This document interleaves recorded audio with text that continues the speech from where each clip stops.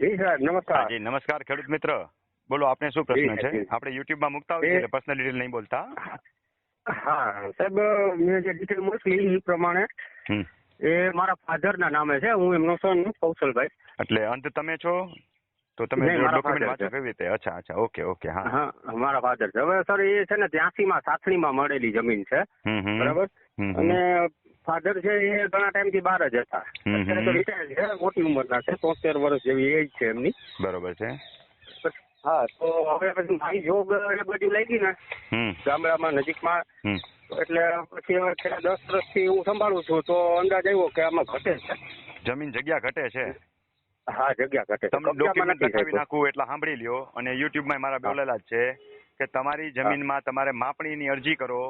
માપણીની અરજી કરો એટલે માપણી સીટ અને હિસાબ ફોર્મ નંબર 4 મળી જાય તો તમારી પાસે બધા ડોક્યુમેન્ટ છે. નહીતર હું બોલું એટલા ડોક્યુમેન્ટ તમારી પાસે ઘટે છે એટલે તમારી માપણી ન થાય. એક હુકમની નકલ લગભગ બધા પાસે હોય. હુકમની નકલ ન હોય તો કઢાવી શકાય. એટલે પેલી જોઈએ હુકમની નકલ. બીજી આવે સાથણી સોંપ્યા સમયનું રોજકામ. આજનું રોજકામ ન હાલે. સાથણી સોંપ્યા સમયનો સ્કેચ, આજનો સ્કેચ દોરીને આપે તો ન હાલે. અને સાથણી સોંપ્યા સમયની ચતુર્સીમાનો દાખલો. આ 4 વસ્તુ હશે તો જ તમારી ગાડી આગળ હાલશે, નહીં તો તમારી ગાડી સ્ટેશનની બહાર નીકળશે નહીં. તમને ક્યાં જમીન છે એ તમે સાબિત નહીં કરી શકો. સાથણી વાળા બધા માટે આટલી વસ્તુ ફરજિયાત. બરોબર છે? બરાબર. સાહેબ તમે જે ડોક્યુમેન્ટ બોલ્યા તેમાંથી કાંઈ છે નહીં મારી પાસે. તો કાંઈ ના થાય.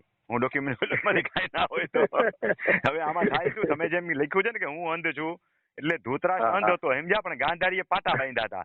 એમ તકલીફ એ છે કે તમે અંધ છો અને સરકારી તંત્રે માટે પાટા બાંધેલા છે. એટલે સાચું હોવા છતાંય પાટા બાંધેલા છે અને પાટા ખોલીને જોવું નથી.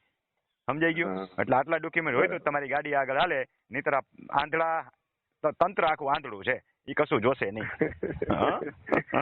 બરાબર. બાકી આમાં બીજું કઈ થાય નહીં ને? કશું ન થાય. આટલું તમારી પાસે નથી. હા, આટલું નથી એટલે તમે કાંઈ ન કરો. જેટલો છે એટલો કબજો જાળવી રાખો. હા, એ ઠીક છે. ભલે આવજો.